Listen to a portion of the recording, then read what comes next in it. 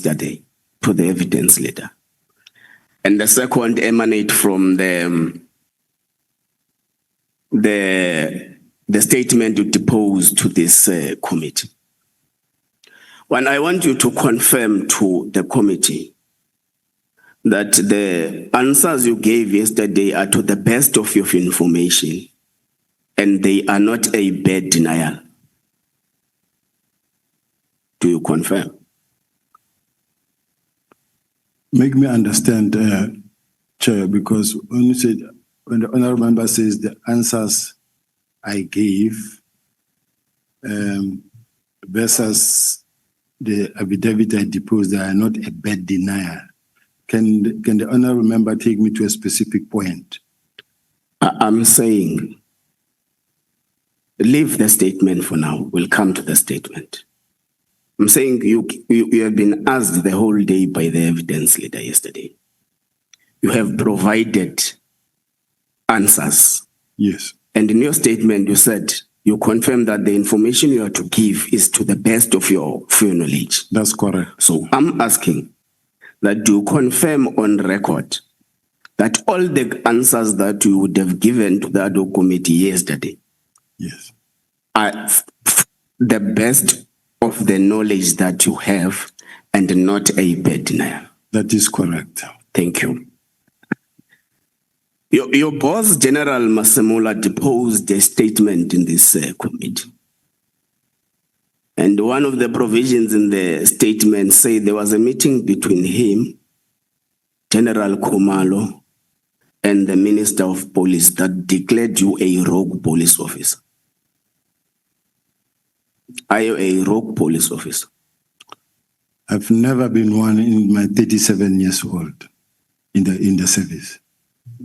So you deny the allegations? I deny that, and they must prove that. Okay. So you receive a call from a gentleman by the name of Brown Mokhuts, who comes and meets with you in a hotel in Camps Bay. You dine together. He divulges an intelligence information to you, an alleged plot to oust you or something. But didn't it concern you as a Deputy National Commissioner of the South African Police Service that a civilian comes to you as a boss of an institution and gives you an information about your intelligence services? Did it not concern you? What concerns me is the fact that he was telling me something about I know. And in that regard, I work with information. I've got people who are my informers, I have people who are whistleblowers. I deal with information. So even if I am concerned, the only thing I can do is to either speak to the National Commissioner, or where the National Commissioner is involved, I'll speak to the Deputy Ministers. No. We understand clearly that crime intelligence has got what they call community intelligence, where they use the information to tackle crime. They use information they get from community members, which is fair. This is a different discourse, General. This person comes to you as a Deputy National Commissioner, brings an information about your intelligence services, not about what is happening in the community that will help you execute the mandate that you have. So this is different. I agree. It is important that you work with communities, get information, but this is different. A civilian comes to you, gives you information about your intelligence services. Did it not concern you that how did a civilian get hold of this kind of information as a person given a responsibility to manage and control the police service? No, it didn't concern me. Why? Because when someone comes to you with information that helps your cause, you do give attention to such information.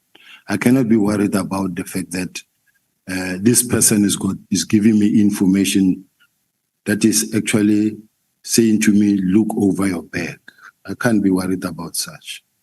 So intelligence formation of the country that is lingering among community members doesn't worry you as a Deputy National Commissioner. Is that what you are saying? That is the most concern that we must raise within the intelligence structure. I'm talking about you, General, as a Deputy National Commissioner.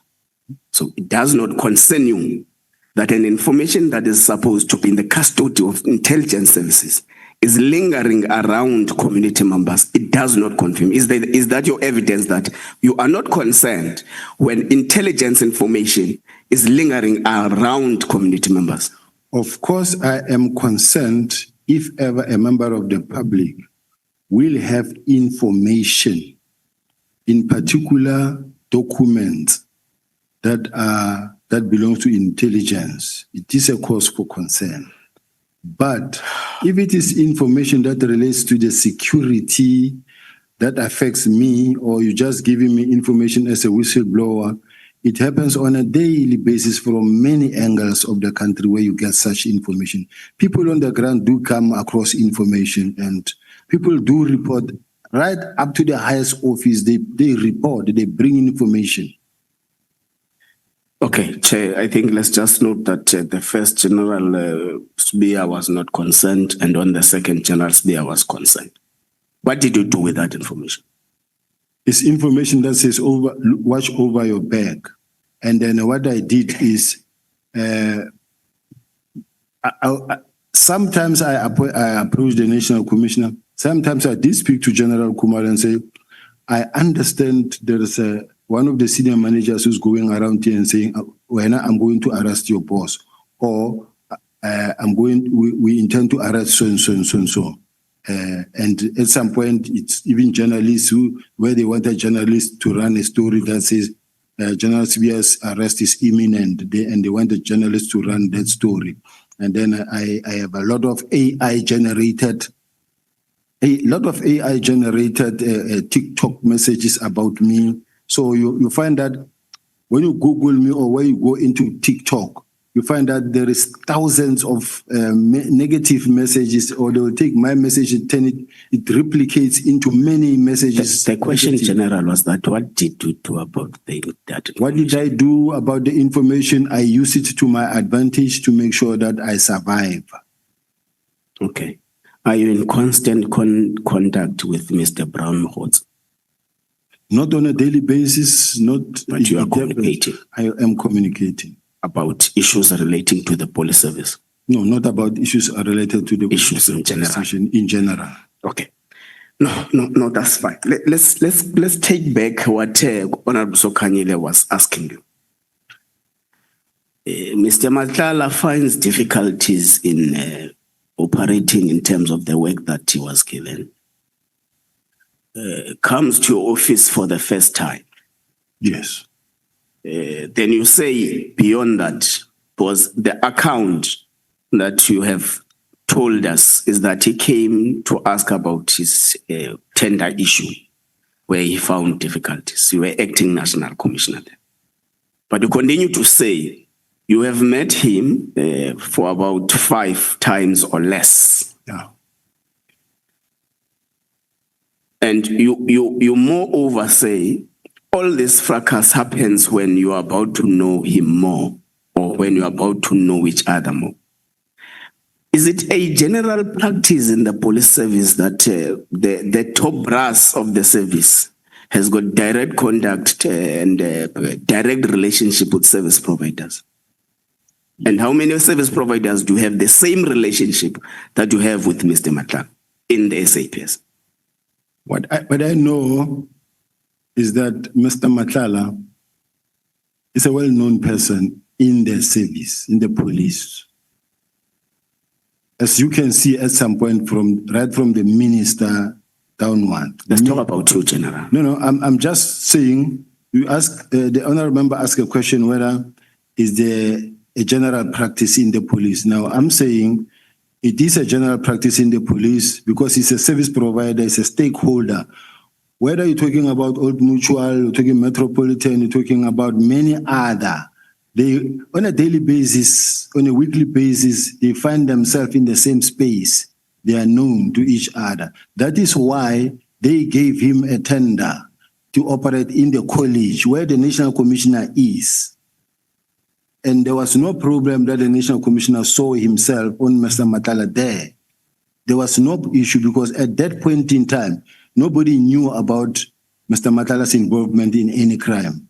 Because if they knew, and I'm the only one who's actually working with him, it would have been understood or understandable. But in this case, I also take it that even the National Commissioner or any other person there didn't know. Do you know where Mr. Matala resides? No. You have never been in his homestead? No. Okay, that's on topic. Let's go back to the entire fracas about the dissolution of the PKTT and stuff.